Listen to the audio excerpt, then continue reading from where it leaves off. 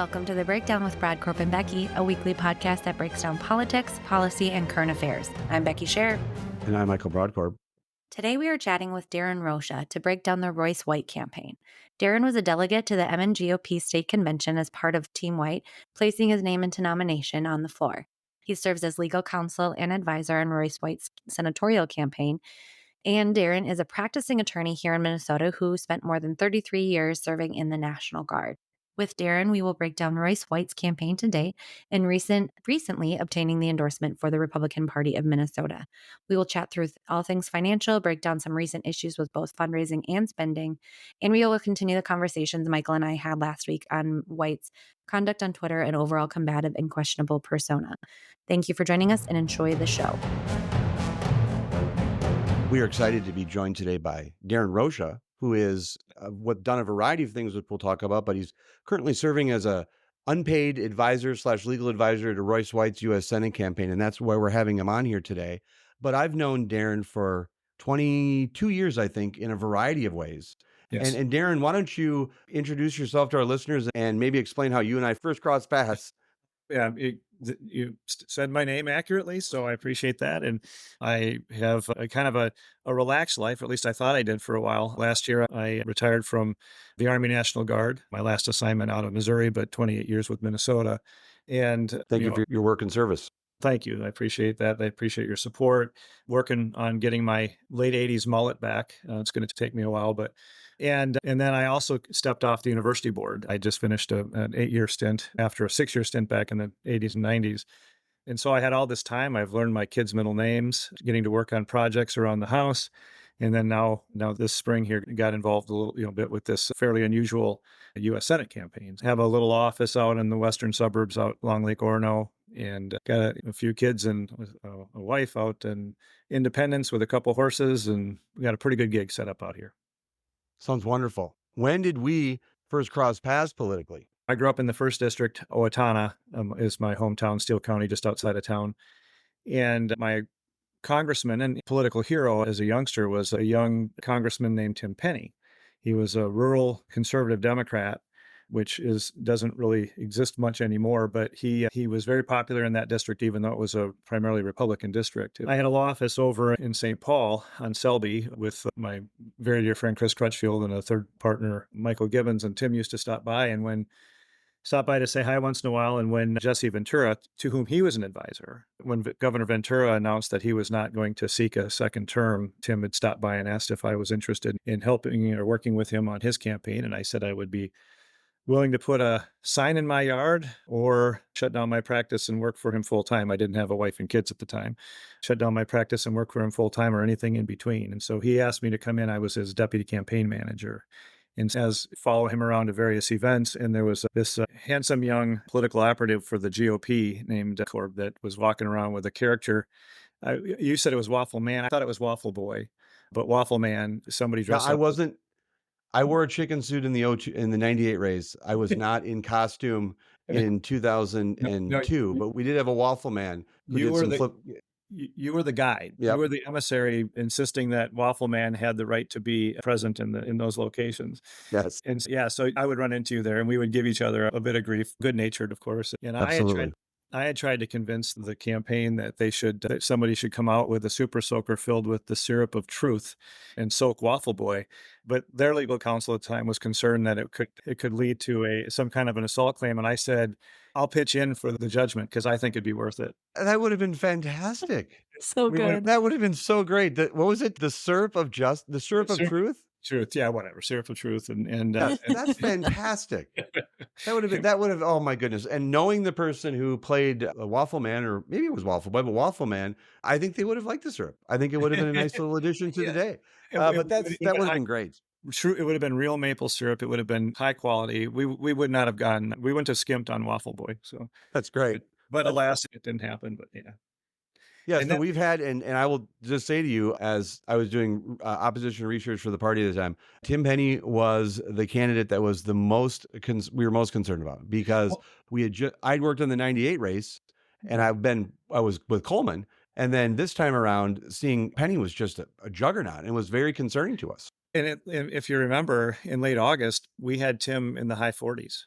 Yep. He was very much in the lead, and he took some positions that were a bit different than I had recalled. And I was especially concerned because in the first district, because they had supported him for so long, that any alteration was going to cause some, there would be some of kind of a loyalty issue, right?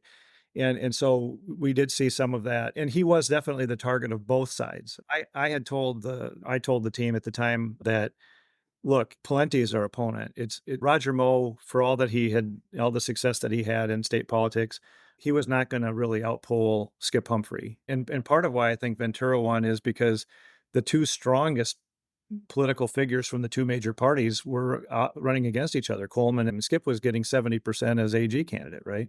Hmm. And he maxed out in the 20s. So it really seemed that that was the challenge. But as we were about 3 weeks from the election, neither Palente's camp or Moe's camp were even talking about Penny anymore, which indicated, because obviously Penny, as the Independence Party candidate, had far fewer resources and then the other candidates did. And I think I still have a tremendous amount of respect for Tim, and thought that he ran a campaign that he felt was very true to his perspective on things. But as we know, that Pawlenty won with a strong plurality and served a couple terms. So it's ancient history Tim now. Penny, It's an interesting time. yeah, Tim Penny will always be someone that I instantly think of as a real thought leader, someone who took positions independent of partisanship and just wanted to stake out a claim of trying to get solutions. And I hope that type of idea hasn't left politics completely, because I truly believe.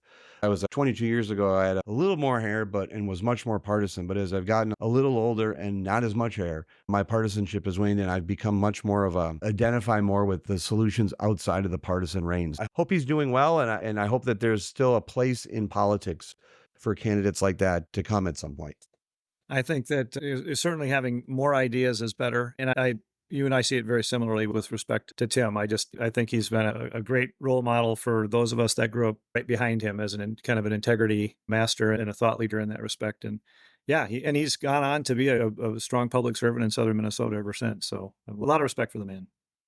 Help me, Darren. You were a supporter at the state convention of Royce White, and there's been some news that's been generated about Royce White since he's gotten endorsed. And Right. what we really try to do on this podcast, Becky and I have really carved out this space of just being thoughtful conversations. And I want to just give it over to you to explain your role with the campaign and how you see Royce White, and maybe help explain to us and to some of our listeners maybe what we're not seeing that you're seeing, because I do know your reputation. I do know your record. I do know the type of politics that you've staked out. But before I get into that, I'd just like to give you the floor, and offer your perspective and take, and how you see this race shaping up.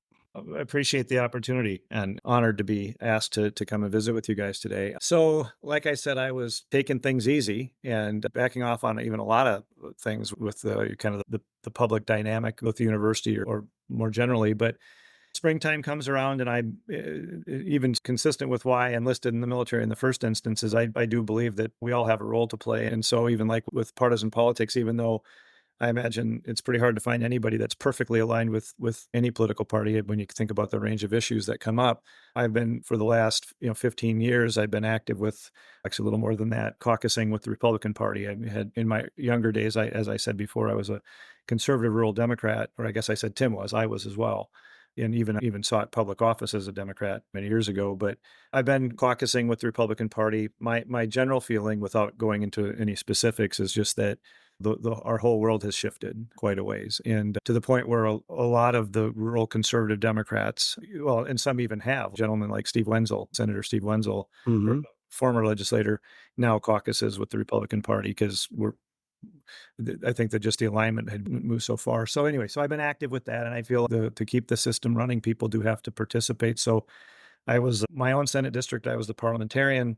I was asked to chair another Senate district's BPOU convention, and then I also was parliamentarian for the third congressional district convention, and mostly just because I'm not mentally prepared to say no when people ask. I've got to prepare better to, to be able to turn I people feel that. down. Uh, yeah, because it's there goes a Saturday, and but anyway, no, I think it's important that people participate, and so I was at three conventions, and all three of them, this gentleman of fairly significant physical stature, he comes into these conventions, and It was a name I knew because as a Gopher fan, I remember with clarity how excited we were when we actually got the top guy as a recruit for the Gopher basketball team. He never did end up playing for the team, but so I was familiar with his name from 15 years ago or so, whatever it is.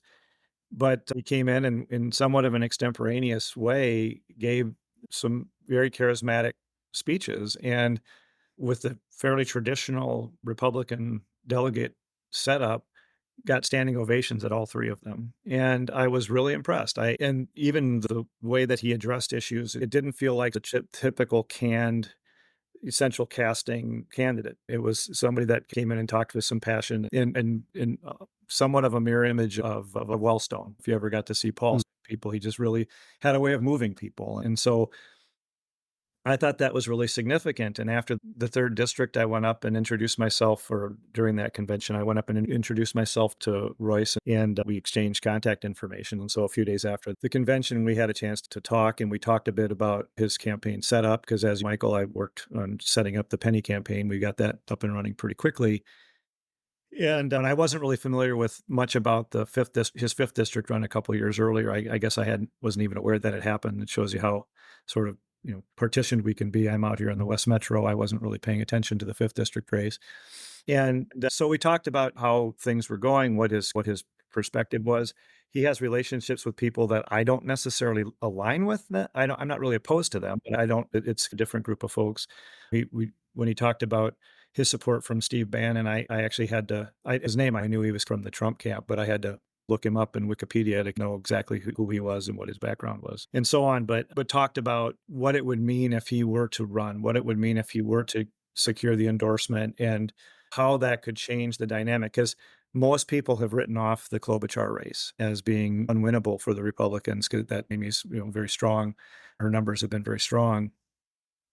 But again, I remember as a young person, Rudy Boschwitz was unbeatable, and that's why the Democrats at the time, when I was part of them, part of the group at the time, even at the state level, we ended up with this obscure college professor from Northfield named Wellstone, and that came in to run against the unbeatable sitting Republican senator. And so things can shift, things can change. And so my feeling was that the party was going to have to do something unconventional.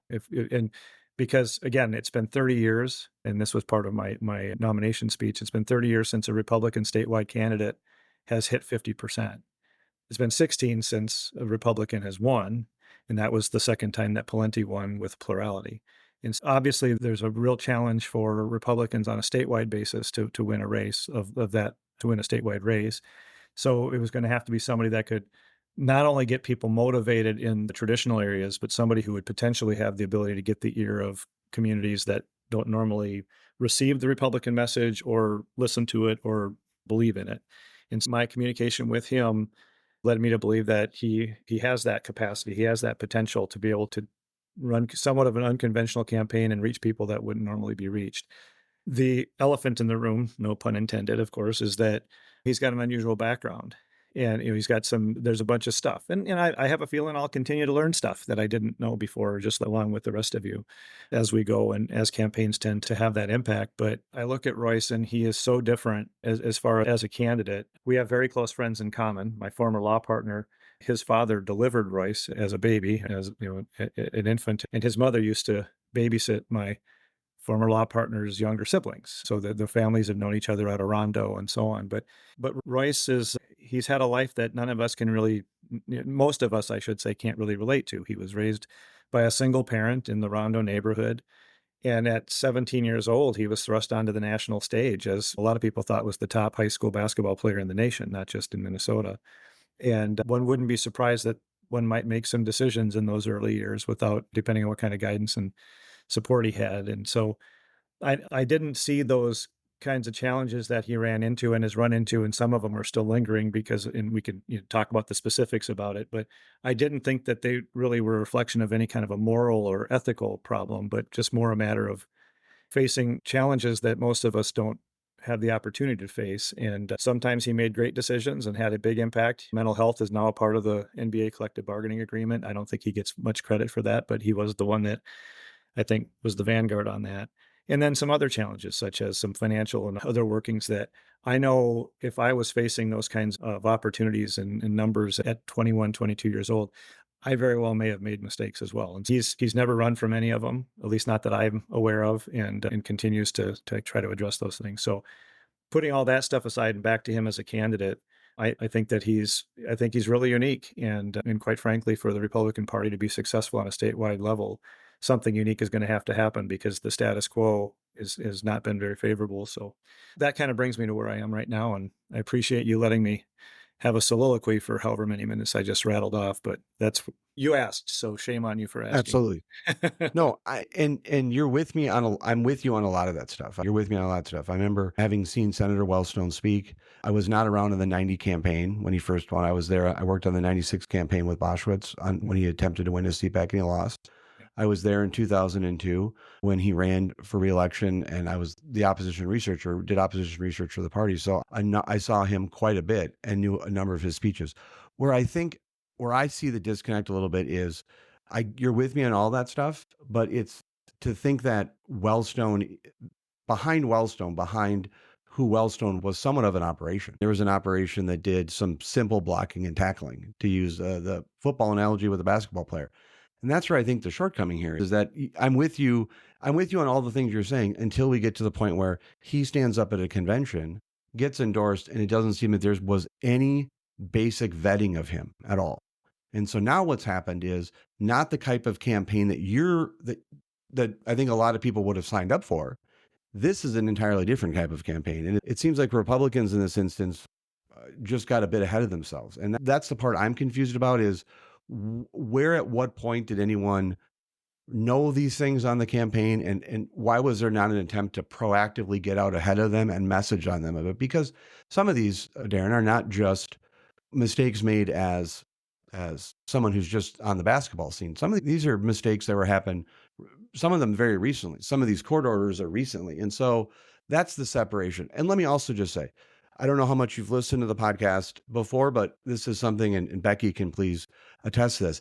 I am someone who believes in second, third, and fourth chances in life. I'm here because of the grace of God goes me. And I'm here because of people who have given me second, third, and fourth chances. And I've said before to Becky that if I could do a podcast on one subject, it would be on people who got in trouble, had difficult times, and are now kicking ass. And so a part of me thinks I should be in exactly the type of person who would be wanting to embrace Royce White's candidacy and say, because I love redemption stories. I love people who have gone through tough situations, have some dings. Nobody's perfect. Let's move past. But in this particular instance, I think that there's mistakes still being made, and I don't believe that there's been much contrition. But to my first question, when was this stuff known, and did you all think that this was stuff that could be overlooked? So it's a mixed answer, because Okay. I will say this: when I think about the candidates for statewide race in particular, or really any seat that I've supported anybody in the last 15 years, I did more research into this candidate than any. I didn't ask to see Jeff Johnson's criminal record or Yep. his financial records. Same, because Yeah. you knew there were some issues. Because to Sure. some extent, he lived this life in the media, right? When certainly some of the earlier stuff. But the nominations committee, and this is something that I think has to be worked out, because I would be fine with the party saying, in order to get the endorsement, you have to agree to have your BCA available to all of the delegates. You have to be available, your public record in terms of judgments and the like being available to everyone. I don't like the idea of a small committee that's appointed being able to put their finger on the scales by saying reservations or no reservations. That's totally subjective. I couldn't And agree with you more. yeah, And it's interesting you say that. That was one thing that when I ran for deputy chair, I said I hated. I hated nominating committees. But continue, keep going. I just wanted right. to Well, offer an agreement with you. one of the things that has gone out there is I've heard that one of the folks, a non-voting member of that committee, has said that she was threatened, quote unquote. I think she's talking about me, because when she said that they were talking about whether he'd be qualified or qualified with reservations, I said, if the nominations committee, which again doesn't have to take any sort of oath of neutrality on the candidates, if they use their position to go after one of the candidates with their subjective opinion, I'm going to speak against it at the convention. That was the threat. And I would even point out that I did speak against it at the I moved to allow anybody that found with reservations to be given additional time to address the allegations, because otherwise, how's that fair? How somebody gets to come in and say you're a bad person, but you don't get a chance to speak to it. But that's for a whole another analysis. Sure. Certainly aware of a number of things I was aware of. And again, if you want to go like into the child support thing, my understanding, and I am still understanding more about this, but his initial child support rates were set based on the expectation of an NBA salary, which I certainly would never, even with a pretty good job, I would never be able to match those. And that's how he ended up with arrearages that, again, he's never tried to expunge them in any way. He's working on that kind of stuff. And so to me, I could look past that as not being again, like I said, a moral or an ethical issue, but something that he is, still working on. I don't necessarily want to address like even the fifth district stuff, just because there's still investigation. And I will tell you this, they were misfiled. If you look at the forms that have been posted online, the person that filed them had placed the payee was listed as the campaign. That's clearly not correct. The payee is who the payment was made to, followed by the reason, and the reasons weren't put in there. And they should have been, run past the candidate. That's the virus check to make sure that there are no non-campaign expenses being run through there. And I don't think any of that any of that was done properly. I'm concerned, certainly, at what's been stated, but I'm reserving my own personal judgment until we get a better sense of exactly what was there, what remedies there should or shouldn't be for any errors that were made by third parties. And obviously, the candidate owns it, right? It's the candidate's campaign, but I want to understand a little bit more about that. But it becomes very subjective as to whether having judgments, having made business decisions, how that impacts the way somebody analyzes a candidate. I guess being an amateur historian, I know that we've had other people in history who had goofy backgrounds. One example, I guess, not to take it away from politics just a little bit so that it's not as charged, is Ulysses S. Grant had a terrible drinking problem. He had all kinds of personal challenges, but when it came to being a tactician leading the Union troops, he was phenomenal and probably the only person in the country that could match Lee's tactician. But but I am able to somewhat compartmentalize those two different aspects. But I have complete respect if you come to a different conclusion. That's based on your life experience and what your expectations are, and so we can have different perspectives on that, I think.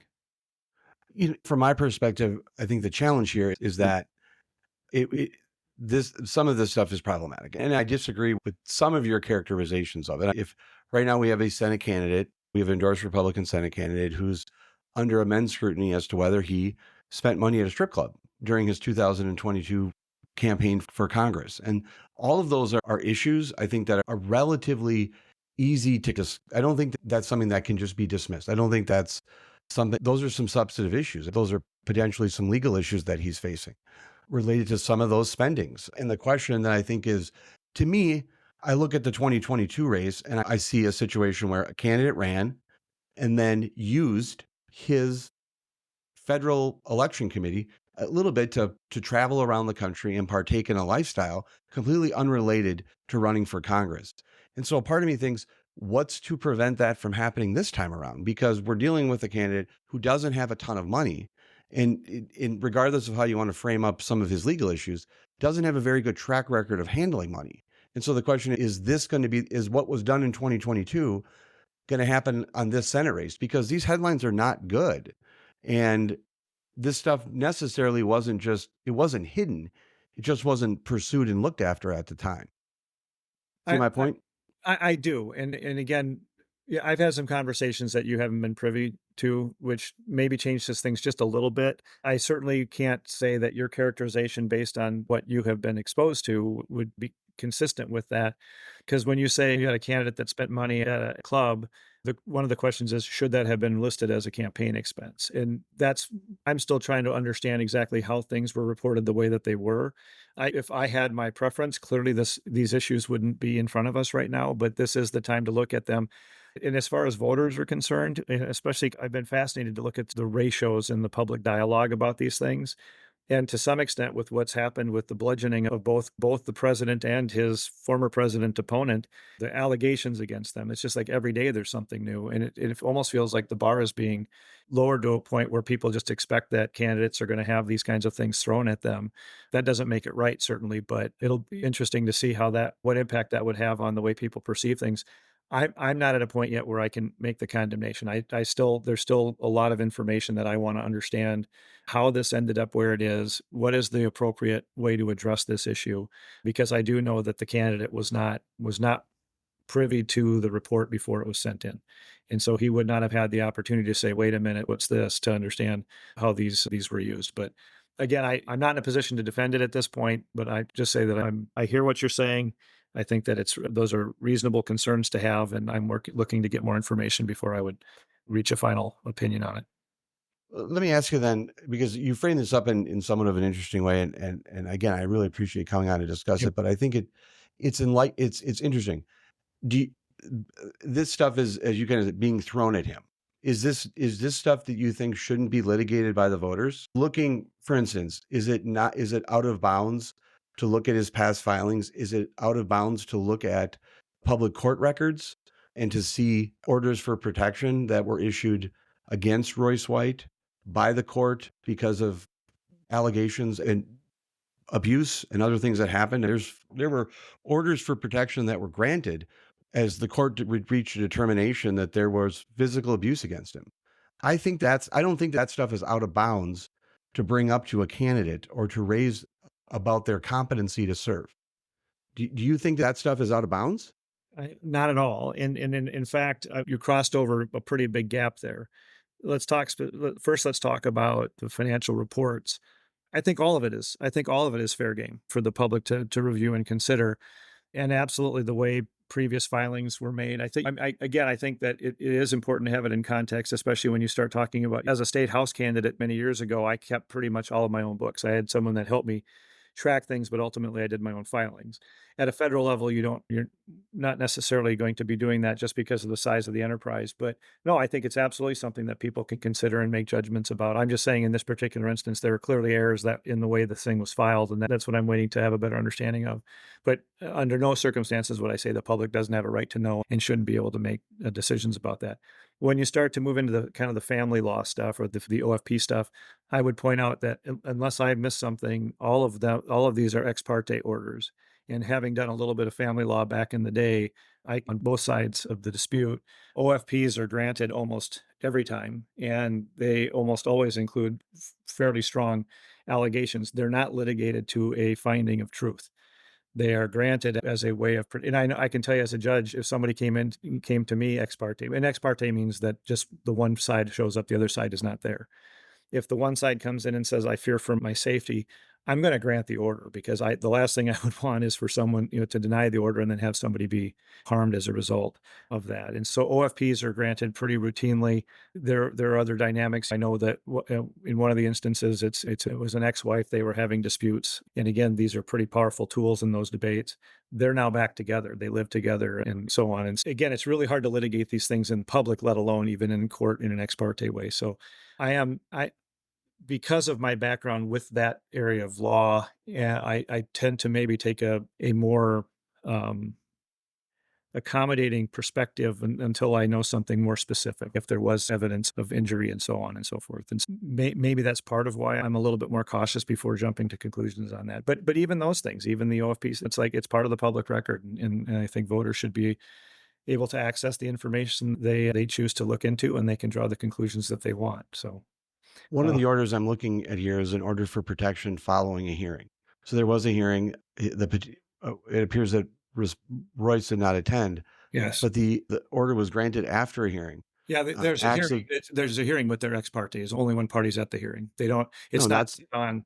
there's a let me just, so you can have so there's an order you can get an ex parte order or order for harassment, Right. order for protection granted, but this is a specific one after there was a hearing. And so if there was a hearing, both sides get to come. It's noted that he did not come, but both sides get to come, and this was granted, and the acts of domestic abuse have occurred, including the following: physical harm, bodily injury, or assault, infliction of fear, imminent physical harm, bodily injury, interfere with an emergency call. So I completely respect Sure. your position, your legal position on that. Order for protections can get granted, Yeah. and some of them are ex parte. In this particular instance, this was an order for protection that was granted after a hearing.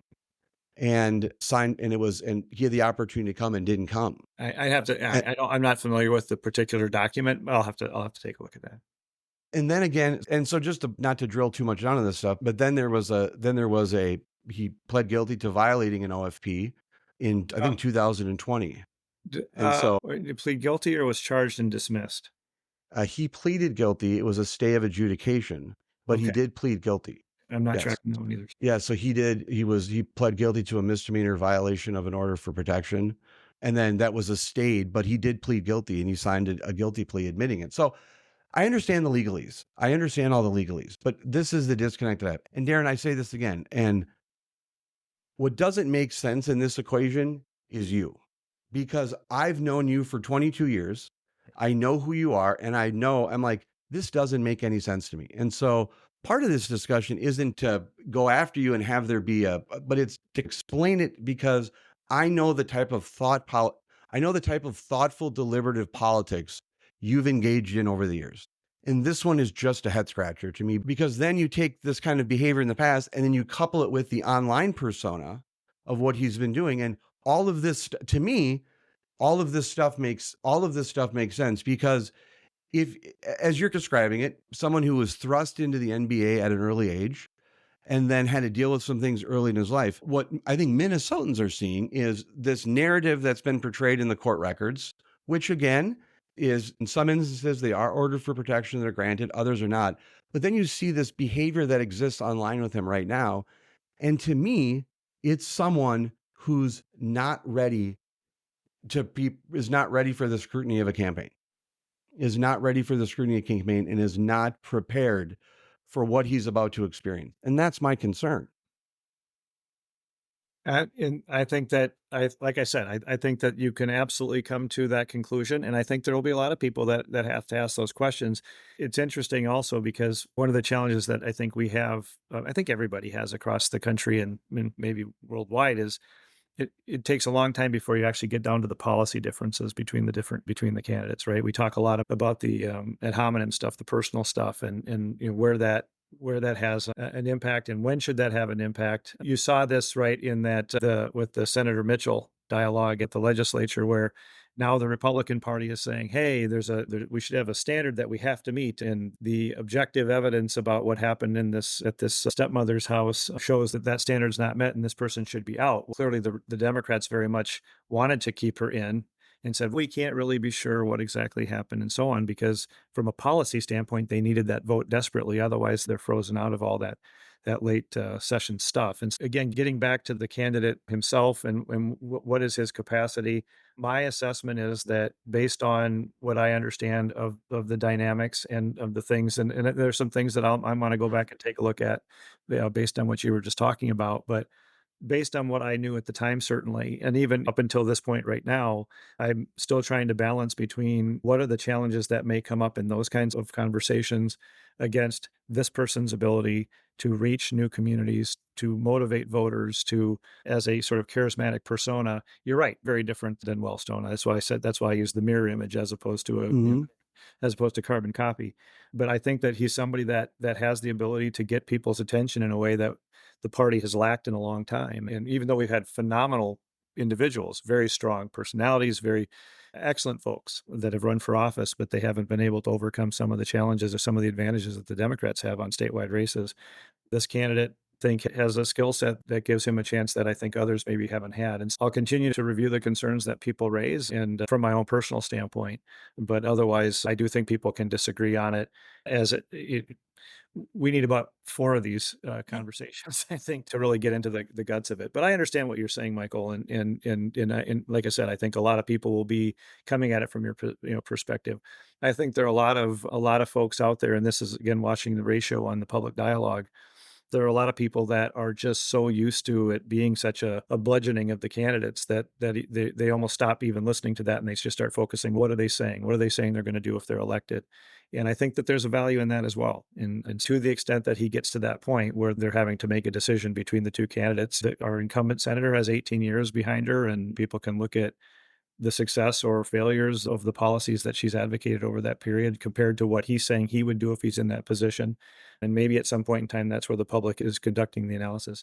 Right now, I do recognize that there's a lot of personal vetting going on. And I'm not really very surprised by that as we look to see whether there's a primary battle or if it's heading toward the November elections. One thing I want to chat a little bit about is tying in what you guys have been chatting about for the last little bit here. And Darrin, what you just said, I came up in the party structure, the endorsement, state convention, know how much power there is behind having a powerful speaker and somebody that has that fire and passion. I then went on to work for Congressman Emmer as his communications director, Jason Lewis as his campaign manager. So I also understand working for some of those firebrand, ready, fired up individuals and what comes with that. My concern is tying this all together is that message discipline, though, because there is something about being a good speech giver. But then there is, when we look at some candidates, obviously Trump is one, but we're seeing this a little bit from Royce White too, where the statements then get in the way of the actual message. I think in some of these questions, in a statement I saw in the Star Tribune about the spending, was an inflammatory response about Black Lives Matter also mismanages money. So is this such a big deal? So I think there is a way to respond to these to still be able to have a good, credible, reliable vision or viewpoint for voters to grasp at. And that's one of my concerns here is if we do have him get to the stage where he would be having conversations and messaging contrast to Amy Klobuchar, what does that look like? Is he going to be able to have those short, concise, thoughtful responses, or are we going to continue to see the kind of combative nature and some of these statements that we're getting in articles and on Twitter? Because let me tell you, a candidate having the keys to their own Twitter is my worst nightmare as a comms person. So it's just a lot of concerns coming from me of looking at what has been done in his messaging. Passionate, great, but we need more. We need to have a tailored messaging from a candidate at this level. And I'm just curious if he has the ability to get there. And I share your curiosity. I would point out that Royce and I have had, and I don't run this campaign. I give my thoughts about various ways to develop it. And it's on prior to the endorsement, my advice was to focus on the endorsement because he had agreed to abide, both candidates had agreed to abide by the endorsement. And so I just said, I would recommend that you work on the delegates, work on getting your message to the delegates and seeking the endorsement. And because you'll have time after that to again, build the structure and be prepared for a strong statewide campaign. And he's in the process of building that right now. But we have had opportunities to have conversations, and I've had to address the fact that I'm not young anymore. I'm more than a generation older than this candidate, depending on how you break out your generations. And so I tend to see things, Becky, very much the way you do, as far as the discipline message and here's how you present it and so on.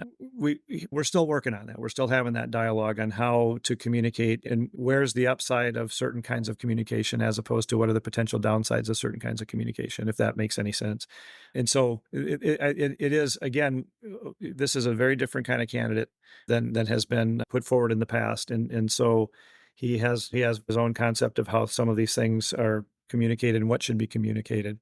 And we'll continue to have those conversations as things go. But I hear everything you're saying, and I certainly am not going to say that I don't share much of your thought, but I also recognize that I don't have perfect knowledge about everything as to what is going to be effective. And just had you asked me in 2015 if I thought former reality TV star Donald Trump, along with all the other things that he has in his background, that he would, be our president, I would never have thought that was going to be the case. But alas, there it was. I find myself surprised in multiple circumstances, and so we'll see where this goes. I Um, hope I try and answer your question, but maybe not as precisely as you would have liked. That was great. Thank you. I have a question just about where we go forward here. There are a number of Republicans who Mhm. believe that the process didn't work here related to the vetting, the endorsement process related to Royce White, that some of this information should have been shared. There should have been more transparency. There should have been more discussion and more thoughtfulness about the explosiveness of this information and what role the campaign had.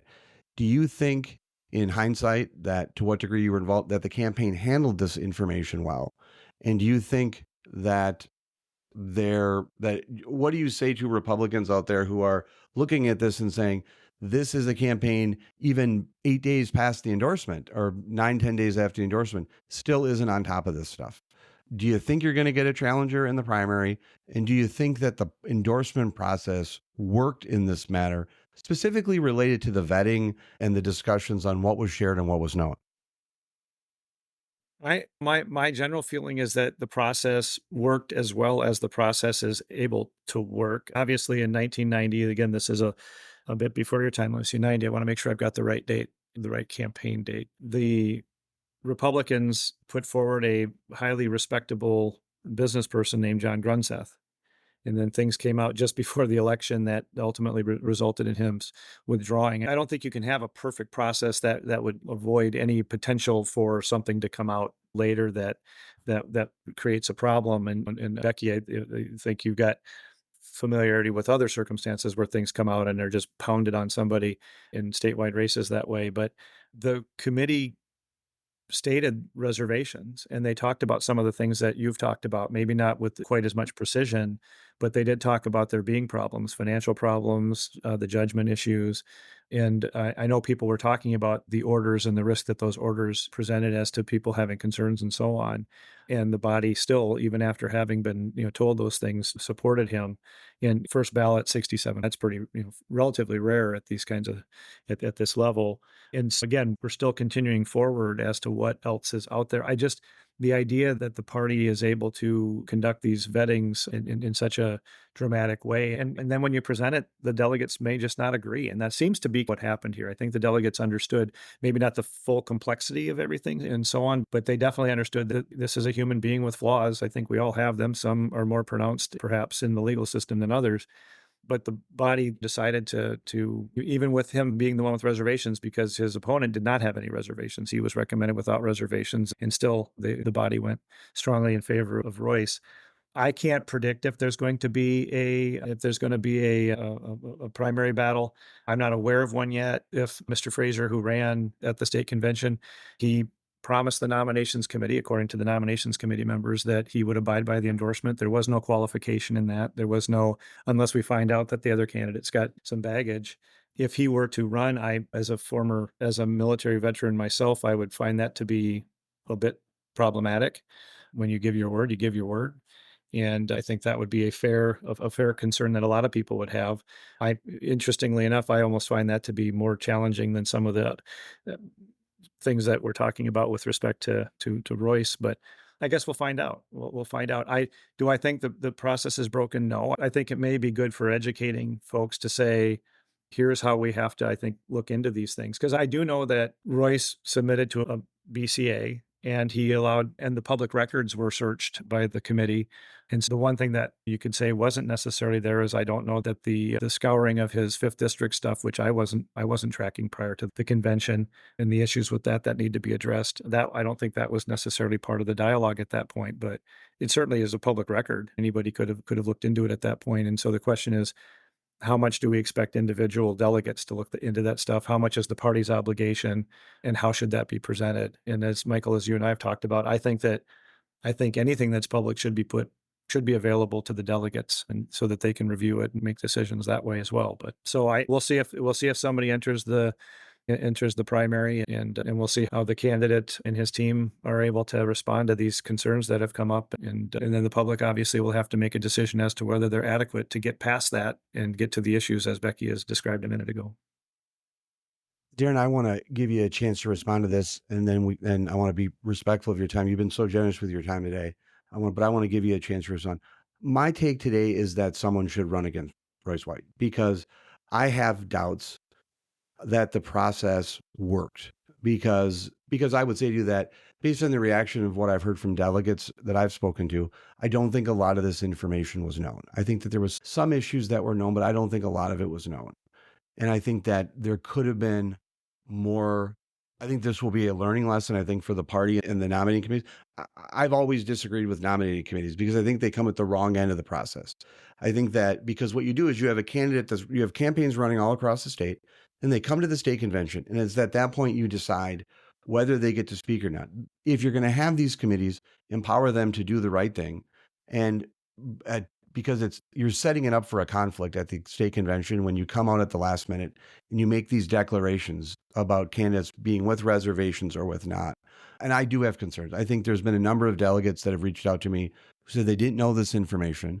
They didn't know the details of the information, and they would have made different decisions. And so I think the challenge right now is is it enough of a violation, or is the stuff so egregious that it warrants someone going back on a pledge or so forth that they made? And I will say to you that this allegiance to an endorsement pledge at the sake of losing conventions and losing general elections is my rub a bit, because I see that we want to stake a claim that if someone said they were going to abide and now they're not, that's more of an issue than some of the information that's come out. And the other challenge I have is I think the response so far from some of, not you've been much different. And again, part of this doesn't make a lot of sense to me, but I'm glad you've explained it. The other people close to Royce, closer to the campaign and your candidate directly, I think a lot of gaslight going on right now as to whether this stuff actually exists. And I've read the court orders. I've seen the FEC reports. Let's have a discussion on what's there, but let's not pretend it doesn't exist. And so my concern is that we're coming out of a convention, and this is usually the time when you try to propel a candidate out of the convention. They're flying around the state. There's a fly around. They're hanging out with other endorsed candidates. They're raising money.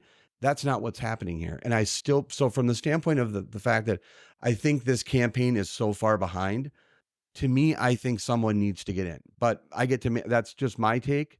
But I don't know. I think this campaign is so far behind. And even now, what are we, 10 days after the convention, there's still confusion as to what's in Royce White's record. And so that's my take, but we'll see. That's my take. But I'll leave it to you to give the final word. All right. I appreciate that. Thanks, Michael. And again, thank you both, Becky and Michael. It's an honor to be asked to render an opinion. I've got 4 people in my household that don't seem as interested in my opinion. So it's nice that someone wants to listen once in a while.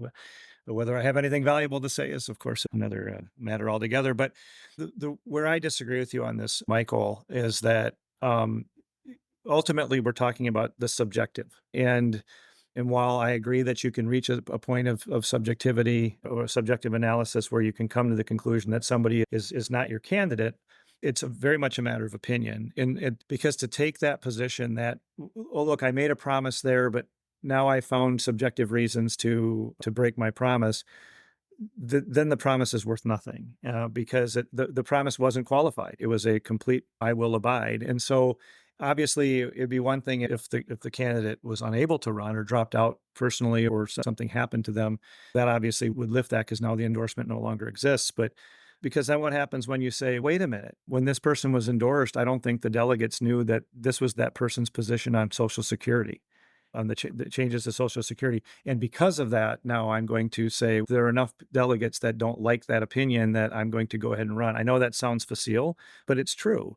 And so I still think that we're in that analysis. It's still a subjective analysis as to what extent this person and part of the challenge I know for me, Michael, is I grew up in a different community than Royce did. I've got a different background, and you can say that's a sort of a convenient excuse, but I think it actually is a reality. There are certain differences in the way different folks live their lives. And so I'm constantly trying to evaluate how effective would this person be as a U.S. Senator? And I'm still of the mind that the skill set that he showed at the convention and our conversations about policy and things I think that he would actually be very unusual in his courage. I think we all have a lot of candidates, a lot of folks that have gotten into office and then they become a little bit more amenable to the status quo. I think that this is a guy that would stand pretty strong on the things that he espouses and so on. But yeah, I think we're not going to reach agreement as to whether or not it would be appropriate to go against one's promise on abiding. My word is pretty important to me, and I hold other folks to theirs as well. And at least I try to be fair about that. And I think that the word was given and it should be kept. But obviously, the law permits people to be flexible in whether they stick to that based on changes in the environment, subjective or otherwise. So we'll see what happens here in the coming days. I guess we'll know in about a week or so, right? Whether there's a primary battle, and obviously Mr. White, who was, it's a monumental endorsement. I think it's the first Black candidate endorsed by either major party for a U.S. Senate race. And certainly for somebody, with his unusual background, it's unique for our state. And He's got a lot of work to do between now and November. I will just the last point is as to whether the campaign is up and running. I don't I have no concern that this campaign the campaign is already generating financial support, and I have no doubt that it will be a cogent, effective statewide campaign as he continues to build the team. It wasn't built prior to the endorsement, but again, Mr. Penny started his campaign for governor in July. But there's a difference between Tim Penny and Royce White. There are multiple differences between the two. Yes. But the reality that a person can get a campaign up and running within a fairly short amount of time is proven by the success that Mr. Penny had in getting a competent statewide campaign. Yeah. Which I would note was not successful because the campaign Michael Brodkorb was working on was victorious that November. That's very kind of you. That's very kind of you. Assigning way much more responsibility for something that I didn't, which is the message of my life. But I want to thank you for coming on, and we hope to have this dialogue going forward. Sure. And we appreciate you coming on and explaining this a bit for our listeners and having a part of the conversation. Be safe on the campaign trail, whatever you do. Okay. Thank you. I don't know how much I'll be out there, but maybe once I'll go out and get my steps in or something. Yes. If there's one thing I do think this campaign is going to need is a lawyer, and you're there, and you'll be there. All right. I'll be calling Becky for advice. That's right. Right. All right. Thank you. Thank you, folks. Becky, we just interviewed Darrin Rosha, who is serving in a non-paid legal advisory role to Royce White's campaign. We spoke to him for darn near close an hour. He was very generous with his time. Your take on the interview? I thought the interview was great. I appreciate somebody who's coming on. Obviously, he knew that there was a lot going on, a lot being said about the candidate he is supporting and affiliated with. And so I always appreciate anybody who's willing to step into that and have those conversations and explain a little bit. I will say I have a lot of probably a lot more questions than we even had to start with. And so I want to just start with the endorsement side of things because we chatted a lot and I think there's a lot more to dive into there. A lot of conversations about the role of the nominations committee and what the delegates knew versus they didn't know. We're seeing in some articles and conversations with delegates that people feel a little duped, right? They feel they were sold one version of Royce White and now all of this is coming out. Now, yes, each candidate should be or delegate should be doing their own homework. Totally buy into that. But we can sidestep the responsibility of a candidate, of somebody stepping into these roles and what their responsibility is to be forthcoming about things. I think it's similar. We talked a little bit about it on the last episode of in a hiring capacity. You often are asked whether you're getting a job with Target or the Republican Party of Minnesota. You get asked questions about your past and if there's anything that could reflect poorly on an institution or a corporation or a campaign. And it's naive to say that these are not things that Royce White himself or those surrounding him and involved with his previous campaigns had to have understood all of this baggage. And folks have baggage. We talk about second chances. I'm all about that. But then when we talk about that baggage, why not then be prepared? In all of my campaign experiences working in the communication side, you have those conversations about vulnerabilities, about issues that potentially could come up and have those responses drafted. You're practiced, you're ready to go. I think there is a way with some candidates that could navigate this and come out and say, I did make mistakes, having a brief, concise, thoughtful response to a lot of these things that could maybe go a different way. But it just seems we're piling on. It is one thing after another that are very concerning from spending to violence and how he conducts himself and across the board. And it all boils down to the candidate himself and I guess not being forthcoming of who he is and what he stands for, what he has done and how he wants to move forward from mistakes he's made. And wow, it's just a whole lot from that. So I want your take as somebody you've obviously been involved in you've run for deputy chair, you've been involved in the endorsement battle. What of this is on the delegates and what of this is on the campaigner candidate for none of this being known until he already had received the endorsement? I think that the system that was set up failed.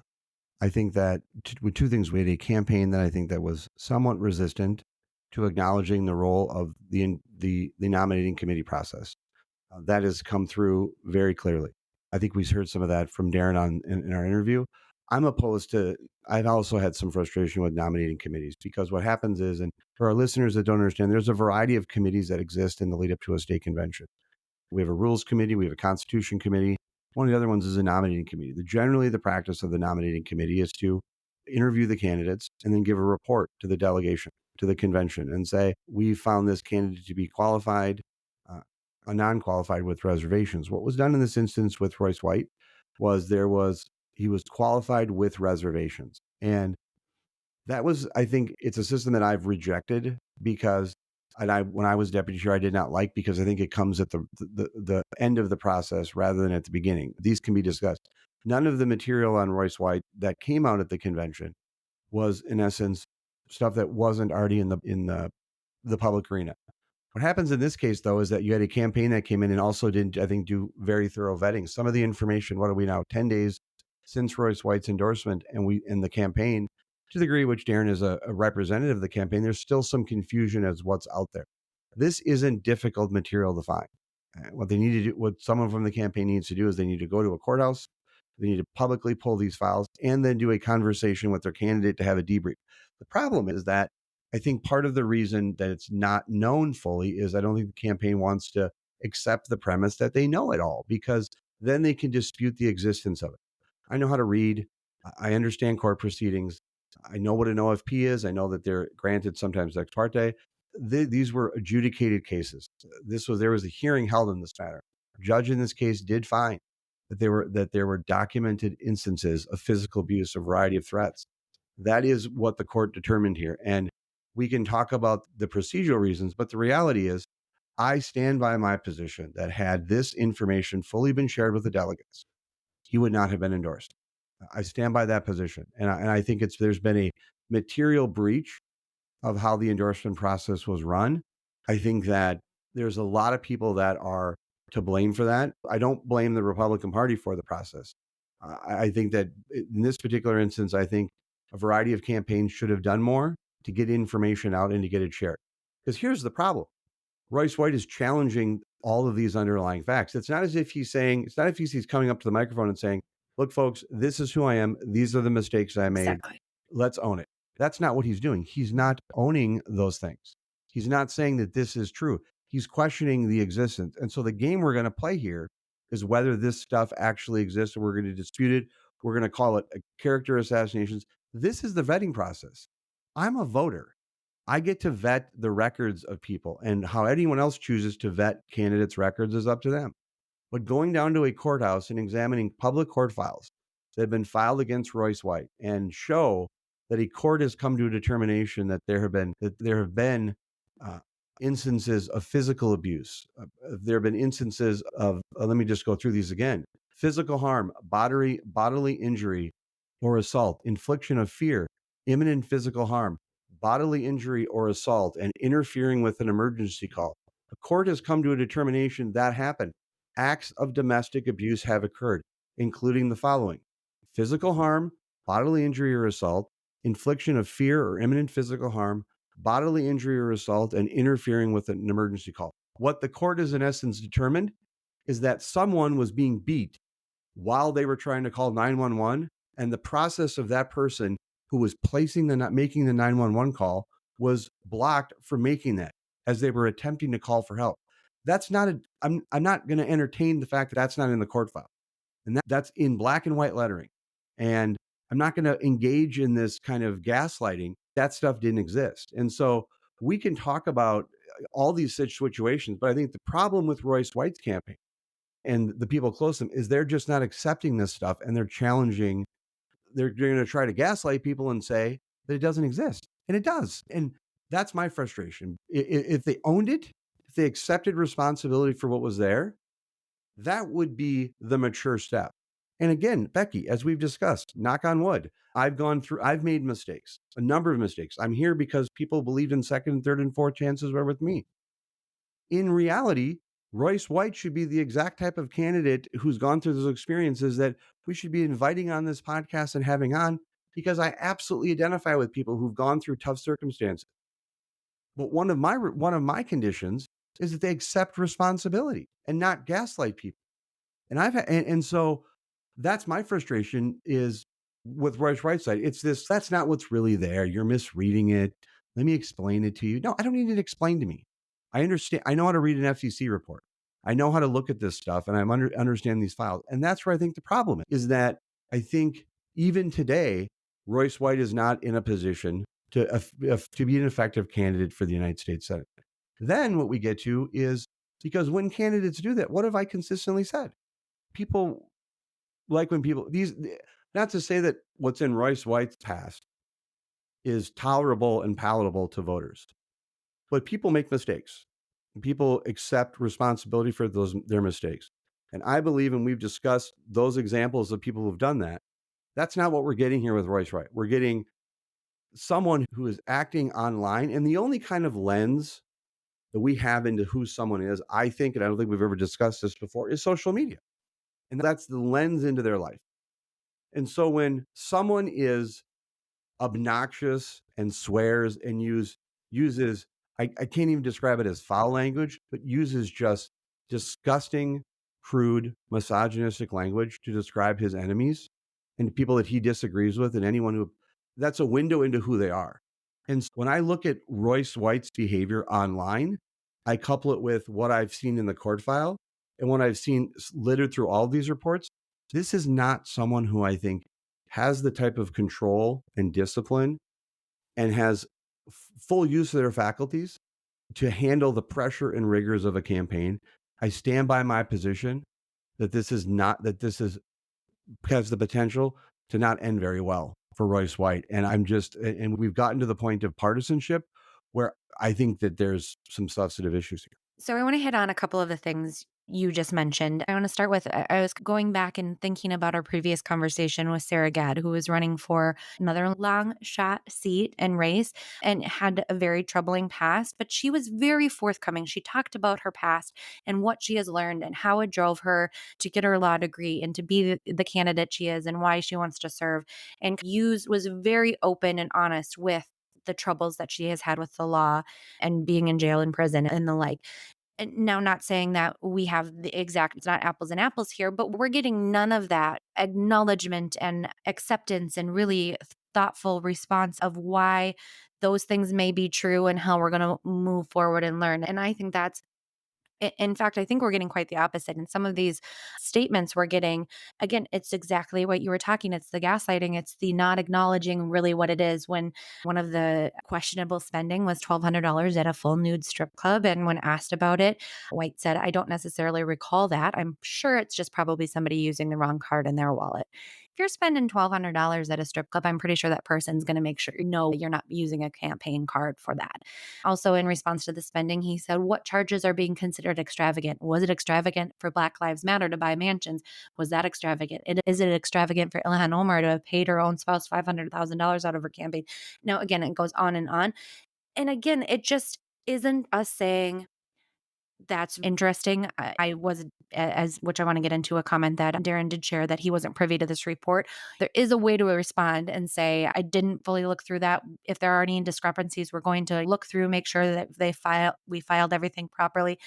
If there is a way to excuse it, it's this way of messaging that just really stirs me, it rubs me the wrong way. It's really just really frustrating. And I think in particular, I was the Twitter comment you made about our how we perceive people is that snapshot on Twitter. And I believe you had mentioned or even broke some of the news about this domestic incident. And the candidate replied to you. And I think that I feel like that was the one where it was the excuse of I'm still with that woman. So brushing it off, which there's so many some things in this and in the conduct we're seeing on Twitter. I went through again. I know talked about some of how he used the C word so much. He tweeted the word dumbass in response to people 10 times this month alone. So these are people, voters who are saying something, tweeting to him, and he's calling them dumbasses. Is this who we really think is going to be not only somebody that's going to garner our votes, but it's not going to deter other people. It's not going to distract from the Republican messaging and the strong policy that we need to have messaging on policy that we need to have going into November. I have so many concerns. I could not agree with you more. And I think that One thing that is important for me, just to go back to it, is what you just detailed. And it is that can't, I'm just not going to be gaslit. I'm just not going to be gaslit. We can disagree about some of the facts of the case. We can disagree about some of the procedures, but I'm not going to pretend that they don't exist. And what we have right now is we have a campaign who I think is in crisis for a couple of reasons, because they have a candidate out there who is wanting to be who has an online persona that does not match apparently what exists when the cameras aren't there. Because one of the discussions that we heard in the interview was Royce isn't like this when he's not like this in a lot of circumstances, that he doesn't understand where this type of online behavior comes from. And I can see that. I can see that, but that's not a good step, because what I have always, and again, my social media policy doesn't have to be what everyone else's is. My personal social media policy is I would never say to someone online that I wouldn't say to them directly. And so everything I write has to be through the lens of, would I say this to someone if I was speaking to them? And that's fine if other people don't have that approach. But it's also fair for me to say that looking the way that he handles himself online is also a reflection of who he is as a person. And the challenge that exists is, how do we think that someone who speaks that way to people is going to operate inside the United States Senate or in any type of collaborative work arrangement or work engagement? I have been saying to people, and I will say this to you, I have spoken a lot to female voters since Royce White's endorsement. And I have said to a lot of them, this guy raises so many red flags, because I think what it's about is about power and control. I'm not an undecided voter. I'm not voting for Royce White. In any way, shape, or form am I voting for Royce White. I will not support him in any capacity whatsoever. I'm not an undecided voter. So he arguably and ostensibly shouldn't spend any time engaging with me on anything. But he doesn't have the discipline to not do that. And what I have described, this behavior that I see a pattern of behavior. I see court filings which show a lot of ugliness, and not pretend ugliness like we're going to agree to disagree. This is ugliness. Courts have come to the determination that domestic abuse occurred, physical harm, bodily injury, or assault, infliction of fear of imminent physical harm, bodily injury, or assault, and interfering with an emergency call. All those things are very serious. You couple that with his online behavior and how he talks with people and how he interacts with people. And to me, I stand by it. I still believe he is combustible, that he is prone to exploding. And again, my analogy that I said last week of him being someone, it's like throwing a couple sticks of dynamite in the car backseat, is what it's like. This is a candidate that's going to explode. And again, I get the whole narrative, like we should be shaking up the system and all that type of stuff.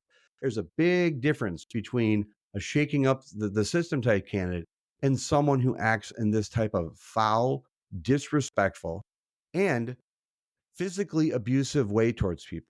And all of those combined lead me to believe that this is not someone who's changed. This is not someone who's learned from their mistakes. And this is not someone who is in any type of position to be introspective. There's not one bit of responsibility in anything Royce White ever says. And let me just point something out to you. We're supposed to be the party of personal responsibility. How many people bring that up to me about things that I've done in my past, mistakes I've made? Michael used to be, yes, I agree with you. That's why I've accepted responsibility. That's why I continue to express responsibility. Haven't run from, but this guy wants to have this discussion as to whether it actually happened or not. And that what I think is so upsetting, because to me, it's just another example of how this campaign isn't ready for prime time. Because let me say this to you. Some of this information came out. He was endorsed on a Saturday. Courts were open on Monday morning. So within 48 hours of getting endorsed, the campaign could have had all of this information. All they needed to do was go to a courthouse. And then you sit down and you talk with the candidate. And apparently he's still maybe in some relationship with his former wife. I don't think they're married again, but sit down and have a conversation. What happened here? What was going on? We are now 10 days from that process. And the campaign still does not have a unified, consistent message as to what's there. And that's where I think the challenges is going to be, is because what I think they're going to want to discuss is they're going to want to quibble as to what was done. The reality is this: we have a campaign, we have Royce White's campaign when he ran for Congress in 2002, where according to FEC reports, he spent over $1,200 at a strip club in Miami Beach. In Miami, there's there's over $100,000 in unexplained wire transfers and checks. That is very serious. And at some point, I understand I understand based on just how I see his communication style that Royce White might not be the most forthcoming person, but at some point there becomes a responsibility to those that are standing around them to know this stuff. And I'm very appreciative that Darrin came on our podcast and we discussed them. And I want to always have that space where we have people on our podcast and we can have discussions. But I just have to say, I think that time has passed now. I think if I can see it, if I can find it, and I'm not affiliated with the campaign, that campaign should have it. Because the way out of this for them is to own it, accept it, and learn and show that they can learn from it. I don't think the campaign is capable. I don't think the candidate is capable of that at all.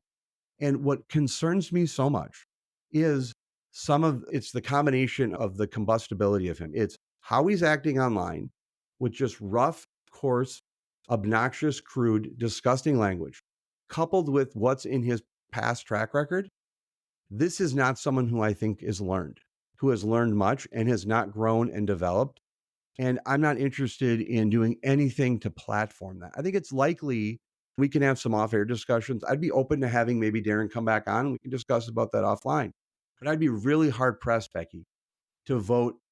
Have you and I'd be really hard pressed to see where I would feel comfortable and would want to platform Royce White, because I think I think he's not all there, and I think there's something wrong. Yeah, I don't know that I would be comfortable with that either. It's not certainly the type of person I insert myself into regular conversations with willingly on the regular. So we can certainly discuss that. But one thing I do want to hit on before we wrap up here is what we ended up talking at the end with Darrin and the path forwards. We talked prior to the endorsement. Joe Frazier was the other candidate that some expected to come out of this. From my understanding of what I've seen so far, that door has not been shut, though, yes, he did say he was going to abide by the endorsement. And this is where I want to hit on a little bit of some issue I took with Darrin's response to this, basically saying that would be then a broken promise and that your promise then means nothing. And so that should tarnish enough of Joe's campaign to not let him be successful moving forward.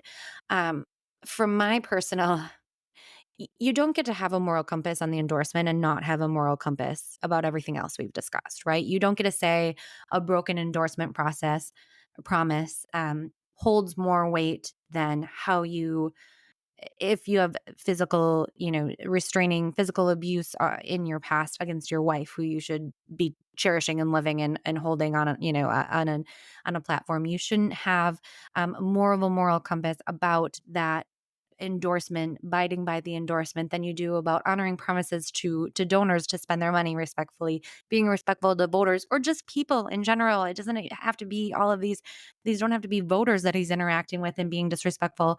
Just way you conduct yourself with people. And I know times are different. I grew up in a very much the office of the president, regardless of whether you agree with him, it should be somebody that is looked up to. These are role models. There's a reason I got into politics, is because the men and women who served in Congress, who served at the state legislature, are people that I looked up to, who I aspired to work with and to be a part of their lives and to be a part of changing society and how we live and making life better.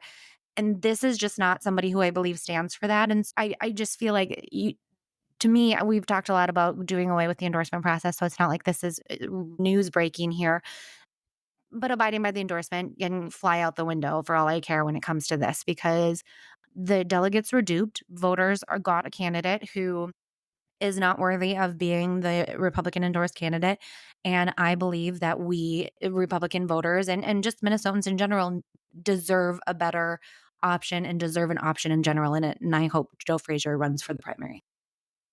I, First of all, incredibly well said. You touched on something that I think you made very well said on your part. about the fidelity to the endorsement process, their desire to hold the endorsement process so near and dear, but not some of these other things. I don't know who, my hope is that someone runs. I don't know who that person's going to be because I do think the system is broken. I think the system didn't work. And when I say the system is not work, the system is we endorsed a candidate 10 days ago. And right now we still don't have, I think, a campaign that fully understands the scope and depth of the problem that their candidate is in. And to me, part of the reason why they don't know that is because for two reasons. Their candidate isn't telling them, number one. Number two, there's not an interest, I think, in knowing. And because then you're knowledgeable, and if you're knowledgeable, then you can argue on the facts. And I don't think that there's a desire on their part to argue on the facts of these matters. I think they would rather frame it through the information that they know. And so in some instances, availing them of the record is not uh, it's not just, it's a strategic decision to not understand the facts. So you can play ignorant in some ways. And so, Plausible deniability, right? yes. And so I hope a part of me, that's what I think is going on here because far too much time has passed. Again, Yep. if I can find it and someone can provide it to me and share with me, it's out there for others to consume. And that's where I think the system is failing. It's not just the endorsement process, it's how this campaign is running itself right now. And during this very unique window, I think any and all candidates who wish to seek the endorsement to want to run for the United States Senate should.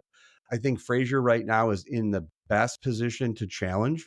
I hope he does. I hope he seeks the legal primary. I don't know if he will, but I hope someone does because this system isn't working. It didn't work on the day Royce White was endorsed, and it's not working right now because this is a campaign that's not, I think, taking this seriously.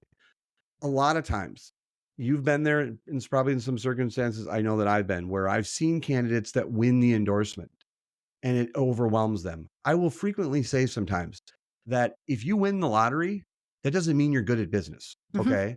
If you win the lottery, that does not mean you're good at business. We sometimes confuse the fact that someone's won the endorsement as an indication that they know what they're doing.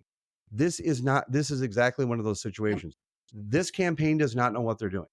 And right now, I think they're talking about, they're focused on the wrong things. And I don't know that they're going to ever come to the help that they can get and fully get out of this hole. I understand the kind of the messaging of we're raising a lot of money. I don't believe there's any type of money coming into this race that is going to put them in any type of credible position to challenge Senator Klobuchar. Nor do I think that if there was a contest of matching, that I think that Royce White is a credible alternative to Senator Klobuchar. Again, my position is that I like campaigns because they can sometimes be, for lack of a better phrase, to steal a phrase that's used, the laboratories of ideas. We can come up with good ideas and we can have those type of polity discussions. I'm old fashioned in that sense. I don't think there's anything redeemable that's going to come out of a Klobuchar versus Royce White campaign. I don't think there's any campaign where I think Royce White is going to elevate the discussion, open minds, or do anything. I think he is truly a corrosive, caustic. I think he is rough, and I just don't see any redeeming value to him as a candidate of anything at all. I think he is someone who is in desperate need of help. I hope he gets it. The campaign trail is not the place to get that type of help. And I'm looking at that through the lens of someone who I see reacting to the pressures of a campaign on social media. And it's through that lens, that window, that I'm seeing that. But I would agree with you. I don't see how it's going to get better. I do hope someone's going to get in to have there be some more of a responsible discussion on issues related to the United States Senate. But I think whoever it is, Senator Klobuchar is going to mop up quite well. But I'm very appreciative of you for allowing that conversation to happen and you and I staking out the claim of kind of the boundaries on this show. We want to have responsible conversations with people and have discussions, but there is a limit as to what we're going to do. Absolutely. And I want to end with two comments. First being that I am sure we're going to move forward and continue to have conversations about this campaign, whether it's somebody else getting in race, whether it's answers we're given, more questions, what it might be. We talk about the news of the week. And so I guarantee it's not the last time we're going to be having conversations about Royce White and his campaign. So stay tuned for that. And then the last thing, we certainly need to circle back to our campaign talk episode because I love Waffle Man. I love shticks and campaigning, and I wish we could go back to that, but that was a fun little story. So I appreciated Darrin sharing that, and I really wish it was you in that waffle suit, I gotta say. But thanks for giving us a little eye into your past and previous campaigns, and for bringing Darrin on board. I think it was a good conversation to be had. Thank you so much. Bye. Bye. We want to thank you for listening to The Breakdown with Brodkorb and Becky. Before we go, show some love for your favorite podcast by leaving us a review on Apple Podcasts or on the platform where you listen. You can leave a review or give us a shout out on our website or across all social media platforms at BB BreakPod. The Breakdown with Brodkorb and Becky will return next week. Thank you again for listening.